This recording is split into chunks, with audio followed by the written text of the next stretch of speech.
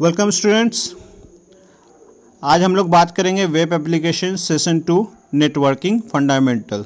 और आज हम लोग का टॉपिक है टाइप्स ऑफ इंटरनेट कनेक्टिविटी। जैसा कि आप देख सकते हैं, तो हम लोग बात करेंगे टाइप्स ऑफ इंटरनेट कनेक्टिविटी के बारे में। तो सबसे पहले यहाँ पर फंक्शन आ रहा है, आप देख रहे हैं डायल अप का।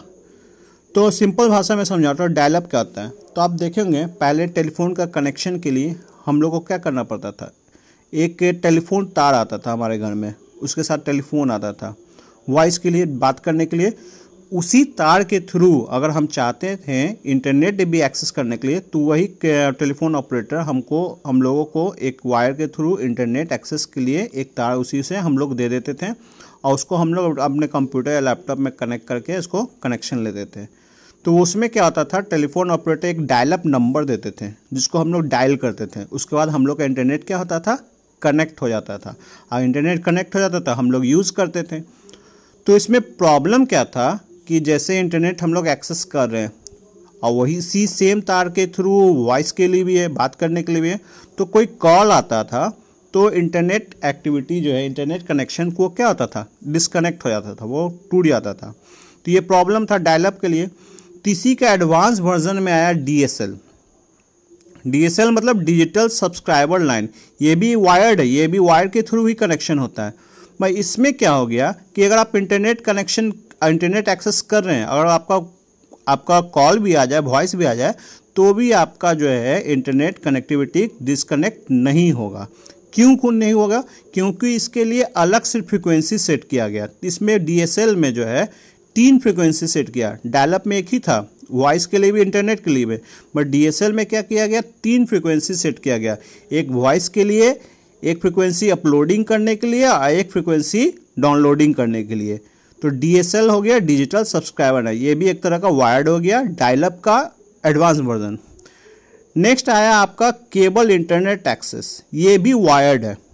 तो अगर कोई केबल ऑपरेटर आपको इंटरनेट कनेक्शन देते हैं, जैसे कि हम डिश का जो लाइन लेते हैं, आप देखेंगे कॉक्स से केबल है, उसी के थ्रू डिश का लाइन होता है, उसी केबल के थ्रू वो लोग क्या करते थे, इंटरनेट भी प्रोवाइड कराते थे।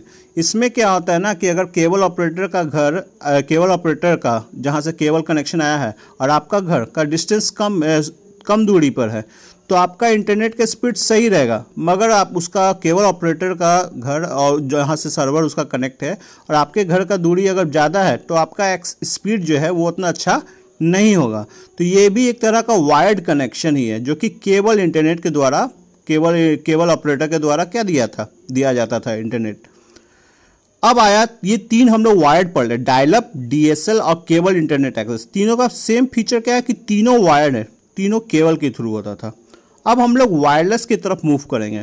तो वायरलेस में देखें 3G सबसे पहले आया, 3G, उससे पहले 2G भी आया था, पर 3G हम लोग को पढ़ना है।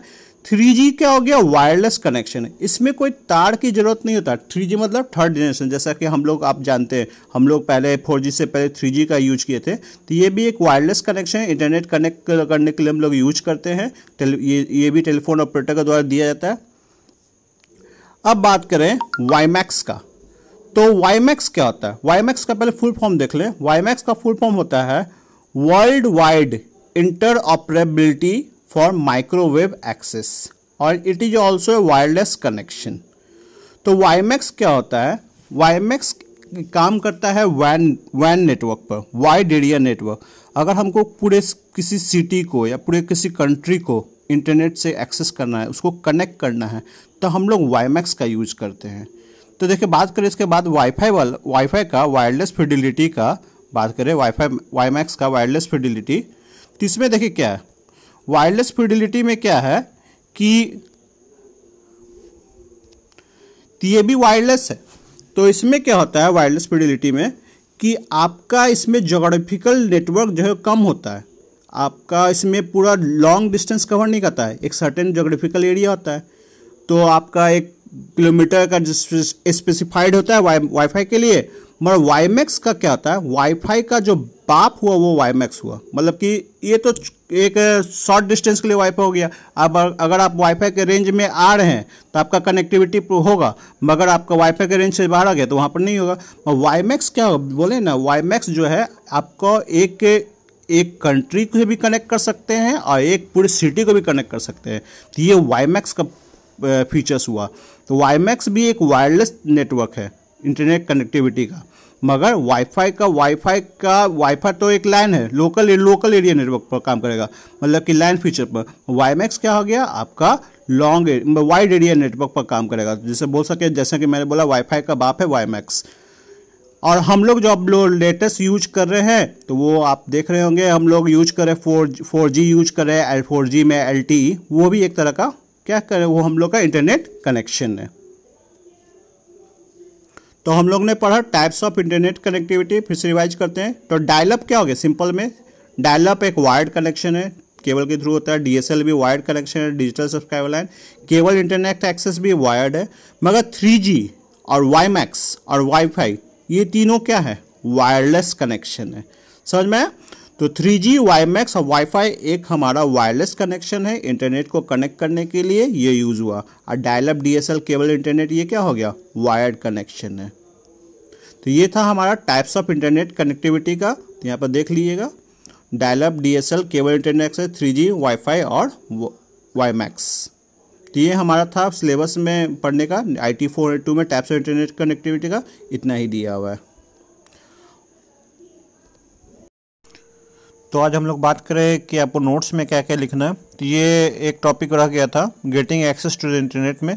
इजी है। पहला आपको हेडिंग डालना है, getting access to the internet. उसमें पहला टॉपिक लिखना है ISP। पता है ISP इंटरनेट सर्विस प्रोवाइडर, जो ऐसे कंपनी जो हम लोग को सर्विस प्रोवाइड करते हैं, जैसे BSNL हो गया, एयरटेल, MTS, वोडाफोन, ये हो गया ISP इंटरनेट सर्विस प्रोवाइडर। तो इसमें दो लाइन ऊपर से लिख लीजिएगा। नेक्स्ट मॉडेम का पूरा डेफिनेशन लिख लीजिएगा। तो मॉडेम क्या आता है, मॉडेम एक डिवाइस है इंटरनेट एक्सेस करने के लिए भी। इसका फंक्शन क्या आता है, it convert the signal, digital signal into analog, और वाइस वर्सा, एनालॉग को डिजिटल में भी क्या करता है, इसको कन्वर्ट करता है मॉडेम। तो इसको हम लोग क्या कहते हैं, मॉड्यूलेटर, डिमॉड्यूलेटर भी कहते हैं। मॉडेम का हो गया। तो मॉडेम का ये आप पूरा 3 लाइन लिख लीजिएगा। Modem is a device that convert digital computer signal into form analog signal that can travel over telephone lines. It can also भी reconvert the analog signal back into the digital signal, इसलिए इसको कहता है modulator, demodulator इसलिए कहा जाता है। तो ये हो गया, इंटरनेट एक्सेस करने के लिए ISP चाहिए, मॉडेम चाहिए। और टाइप्स ऑफ इंटरनेट कनेक्टिविटी, जैसे कि हम लोग पूरा पढ़े हैं, अभी थोड़ा देर पहले भी पढ़े थे। डायल अप वायर्ड हो गया, DSL wired, cable internet access wired हो गया, 3G, वाईफाई, वाईमैक्स। अब यहाँ पर क्या करना, आपको डायल अप का 2 लाइन लिख लेना, डायल अप कनेक्शन के बारे में। DSL के बारे में 2-3 लाइन लिख लेना। केबल इंटरनेट एक्सेस के बारे में, 3G के बारे में, और वाईमैक्स के बारे में। वाईमैक्स के बारे में 2-3 लाइन लिख दिए, काफ़ी है। और वाईफाई के बारे में 2-3 लाइन अपने से इसे यहाँ पर नोट्स में से यहाँ पर आप लिख दिएगा, तो आपका नोट्स हो जाएगा। पूरा नहीं लिखना है, 2-3 लाइन कम से कम, जहाँ तक आपको लगता है कि ये हो गया।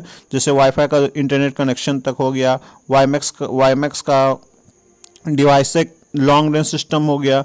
अपने से भी आप लिख सकते हैं, बस 2-3 लाइन जो आपको ईजी लगे वो लिख लिए। तो इसमें आपको लिखना है डायल अप के बारे में, DSL, cable internet access, 3G, wifi, WiMAX और वाईफाई के बारे में।